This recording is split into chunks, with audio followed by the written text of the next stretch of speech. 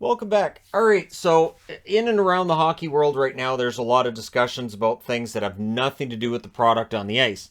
And I've talked about it before. I don't like hero worship when it comes to athletes. I've never been for that. I'm a fan of players. I'm a big fan of certain players, but do I know them off the ice? No. Can I attest to their character off the ice? Not really. I mean, there's some guys who've done some really nice things for charity. Some guys have done nice things for, kids that are with the Make a Wish Foundation. It's great stuff. But does it indicate that in all situations behind closed doors they're great people? No. And I think that's the reasonable way to look about it. But what's going on right now in the hockey world is that we're finding out that in this day and age it's harder to make things go away. I'm old enough to remember when hockey would just make things go away, just be gone. So right now there's an incident with two players for Victoriaville from 2021 that's starting to get attention because of incidents involving the 2018 Hockey Canada team, Team Canada, right? And Hockey Canada having a fund that in part can be used to make accusations of wrongdoing by players go away. It's a legal protection by the looks of things from what I've seen. I don't think it's something that other organizations in and around hockey wouldn't necessarily have. But knowing that it's there and that it's specifically for things like the 2018 incident, it's alarming, right? And now what's come out is that the 2003 World Junior team has been implicated as well in a very similar incident. Now, one thing I've not been doing day to day is reporting on who's come out and denied, because they're all going to come out and deny.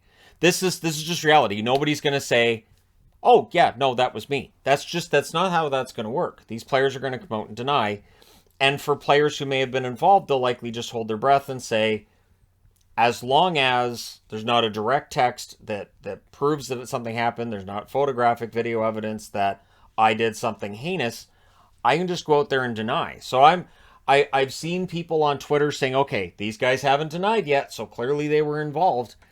And I've seen that as the first guy to deny it might be the one that's involved. I've definitely seen incidents where something happens in a workplace, something happens in a home, and the first person says, "Well, it wasn't me," is the person that was maybe responsible. So I don't care about the denials. I really don't. And I've seen all kinds of articles on this guy says he wasn't there. This guy says he had nothing to do with it. This one says, well, yeah. So to me, that's not the news part. The news part is what took place and what Hockey Canada is going to do about it. So now that there's the 2003 and 2018 incidents, and there's that 15-year gap in between where we don't know if anything else is going to come out. Now, there's going to be people who say, well, this is just going to be for money. This is just going to be for attention, which I've seen around the Jake Virtanen trial before, and definitely have seen people saying that during as well. And the Virtanen trial, a lot of disturbing stuff in that as well. But, the Canucks parted ways with Virtanen. I got the feeling that the Canucks wanted to part ways with Virtanen before that became public knowledge. Once that became public knowledge, they could move on from Virtanen and just say, we're done with this. And I don't think it was a he's guilty because. I think it was a we've had so many things with Virtanen. It is time for that divorce to take place.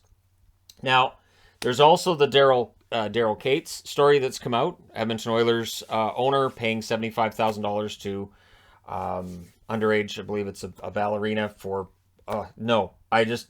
So, anyways, there's that story out there as well. He, of course, has denied it because it's what you do. And it's what they're all going to do. It's what everybody's going to do. And so what has to happen, and with the two players from Victoriaville, one that immediately tried to sign with the Ukrainian League, and whether or not it was related, whether it was a I need to go over there because or not, may not have been. May have been I see an opportunity. It ended up looking bad. And so he didn't end up going over to the UHL. But again, these incidents are there. I have heard tales of, again, for a long time. The gossip around the hockey world has always been pretty vicious. And domestic abuse was always an item that was around the hockey world too. But the difference is, before we had social media, before we had 24/7 news cycles, it would get talked about briefly. But if the guy was really good on the ice, scored goals, or if he was a really good goaltender and got those shutouts, fans would forget. Really, honestly, fans would forget. Most would, and it would just kind of get forgotten. And so I think where hockey entities go, and whether it's the National Hockey League, the AHL, whatever league you're talking about, they just they'd see these things happen and it would blow over. And I think that's still the mentality, is it's going to blow over. Earlier this month, there was a question asked to Gary Bettman: Is there a problem in hockey? And he said no, because again, of course, he's going to say no. Why would he say yes? So this is where people are expecting him to say something he can't say. If Bettman says yes, there's a major problem in the world of hockey, and I'm losing sleep over it, the next question is, so what are you doing about it? What's your plan? What's your huge plan? Can we get some kind of a big plan on what you're planning to do? Now, I mentioned with junior age players that I think, honestly, with things like this, having some sort of a chaperone system combined with having a curfew for junior age players is not, I think, outside of the realm of being reasonable. These are teenagers, right? These are teenage kids. These kids can be as young as 16. And I think having people who are keeping an eye on things and keeping tabs on things makes a lot of sense. Clearly, Hockey Canada hasn't. Now, there's two ways to look about this. Either, well, you can't just have chaperones. The problem is this, is that let's just say for a moment that everything is a lie. It's all lies. But you're not in a position where somebody can come out and say, I was there, I was the chaperone, here's what happened.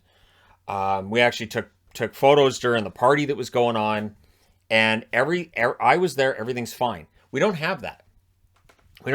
We have players denying, which again, as I've said, they're going to do no matter what. And so in me reporting on this every day and reporting on hockey every day, I've been looking at the Hockey Canada stuff and saying, yeah, like it's I've talked about the 2018 thing, right? And there's 8 players involved, and so everybody was waiting to see who the last 8 were to deny, which again, to me, was weird. So you think those 8 guys are just sitting there going, well, everybody else is denying this. Well, we really can't, because we were there and we were involved. So we'd better not come out and deny, because that would be a lie. Of course, that's just, it's there's going to be that denial, and there's always going to be people who, no matter what happens, are going to say they don't believe it happened. And again, I think part of it is that there is a hero worship of athletes that takes place. There is definitely a predisposition we have to look at a guy who goes out there and scores 50 goals. Great guy. Maybe he goes over to the glass and he waves to his little kid in the crowd, and he has, hey, and he waves to his wife and blows her a kiss. He seems like a really nice guy, and he might, but we don't know what goes on behind closed doors. I know just from personal experience, incidents where, and I'm not going to get into exactly what they were, but incidents where somebody might say, hey, that guy's a really great guy. And I have to turn around and say, no, he's not. And I'm answering with why not. And sometimes it was a friend of mine. Sometimes it was a family member where, yeah, there might be something somebody says and I say, hey, yeah, basically people that know how to behave in public, they know how to act around other people. They might be really outgoing, really nice guys, but as soon as they're behind closed doors, there's somebody else. And hockey players are not immune to that. Absolutely not immune to that. Not only that, but remember, for hockey players, throughout their lives coming up towards being in the NHL, they've been talking to the press. They've been in the public. They've performed in front of people. They know how to behave in front of people. They know how to act. So it's not a surprise to me that players behind closed doors don't necessarily behave the way they do in public, because that's kind of how that works. And I again, for me, reporting on hockey every day, it's alarming to see this stuff come out. Again, the Daryl Kate stuff, it's, at this point, nothing's really happened other than him being accused and him denying. So we'll see if that goes anywhere. And very often these things don't. Prosecution rates are low, and then in terms of actual convictions, they're very low. So the idea of, well, if we find out who was behind the 2018 incident, they're all going to get convicted and there's going to be this great reckoning. I don't think there will be. And I'm saying that because historically there hasn't been. Should that change? I guess it's something we can look at whether or not it does change. But just for me, cynically, I say it probably doesn't change. There may be a shift, right, where fewer of these kinds of incidents can take place, or maybe more of them come forward and it makes it look worse in the meantime. Because, and again, it all depends on how it's all handled. If it's not handled particularly well, not very many people are going to come forward. And that's kind of been the problem too, right? So for Hockey Canada, they have a major problem. They've had funds pulled from both the government, they've had funds pulled from sponsors, and so now they have to do all these investigations. And 2003 is so long ago that these are almost all going to be players who've already retired from hockey long ago. And I don't know how you go about investigating something almost 20 years old. I don't know what they do, but they're going to have to do something because they're looking at a real situation where their funding's an issue. And now I'm seeing people saying, so should Team Canada be at the World Juniors next month? Should that be a thing? And I don't know what the answer to that should be. The IIHF, we'll see what they do, if anything, right? It is definitely a situation that I think is going to get worse before it gets better. It is definitely something that I do expect to see certain players get absolutely dragged by the public in general, who may have had absolutely nothing to do with it, because that's kind of where that ends up going a lot of the time. Is, well, I'll bet it's this guy, and so I stay out of all that, and I stay out of it. Well, I stay out of trade speculation, and I stay out of some of the oddities of armchair GMing. Some of the more controversial topics like this, it's tough. There isn't really a way to segue to or from any of these items. And again, it really does come down to what is going to happen here. What is going to happen to change it? Right? Rich multimillionaire / billionaire uses his money in a pretty unseemly way. That happens a lot. And I really think that there are going to be a lot of things that for the younger generation, if they do like a cursory search through hockey history, they're going to be like, wow, this guy's in the Hall of Fame and he did what? It's a lot of that. There's absolutely, there is a lot of that. And it's something that I think hockey was able to just sort of wait for it to blow over, and now it's not blowing over. We're no longer in that position where things are blowing over. They'll cool down a little bit. People will stop talking about it quite so much, but it's not going to completely blow over. And I'm not sure the road forward what that's going to look like. Obviously, for Hockey Canada, they're going to have to do a revamp. But what it makes me wonder is, so we're hearing a lot about the Canadian team. When I was looking things up for this video, there were also incidents with other junior teams from other countries that, again, if you do a little search, you'll find out, wait, players got suspended for what?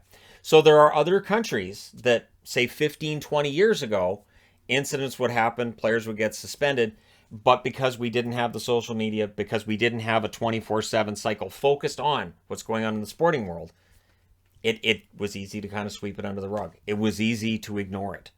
And I think for the NHL, I think for Bettman, I think for a lot of people, it is the expectation that it's going to be overlooked. The Bettman picture gets a lot of attention, and honestly, it's a joke between myself that, and for longtime fans of the channel, that I don't get paid by the NHL, but people have accused me of being paid by the NHL, and he's hiding this because he's paid by the NHL. So I eventually said, fine, I'll get a picture of Gary Bettman. I want it to be autographed, so I got that on eBay for $3, and I'll just put it up in the background like that's our leader. He's not my leader, but in this case, as the commissioner of the NHL, all of these incidents have to be concerning to him, but he can't say anything publicly about it without the NHL having a plan to back it up. And for the NHL to have that plan, it can't just come from him. It has to come from the owners who are his employer.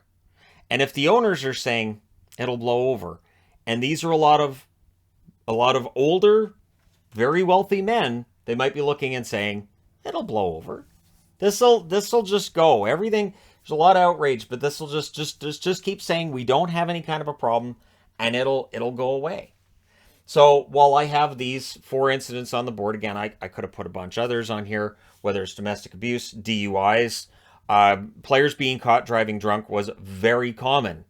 And there were jokes made about it. There were jokes made about it back in the 80s about guys driving drunk. There were jokes about guys driving at twice the speed limit when they get pulled over.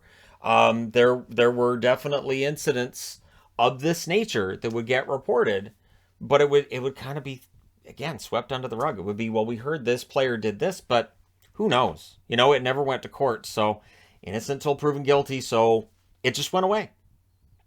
I don't think these are going away. But again, I don't mention them in the news of the day videos because it again, you can't segue in, you can't segue out, and there really hasn't been a resolution. And I like resolutions. I'd like to see something fixed with Hockey Canada. But I do wonder if there's other junior organizations that need to be looking inward as well. So while it's very public right now with Hockey Canada, usually there will be others within that same organization, in this case junior hockey, who will require greater scrutiny as well. And the sad part is that I know there are some really good guys in the National Hockey League. I know there's some really good players that are also really good guys off the ice. But it really does make it tough when all this is coming out. And again, you're dealing with players who've been told from an early age that they're special. They've been told they're better than other players. And they may very well have quite the ego with it. And along with that might come the idea of, I can kind of do whatever I want. Do you know who I am? I can do what I want. So there's likely some of that in there as well.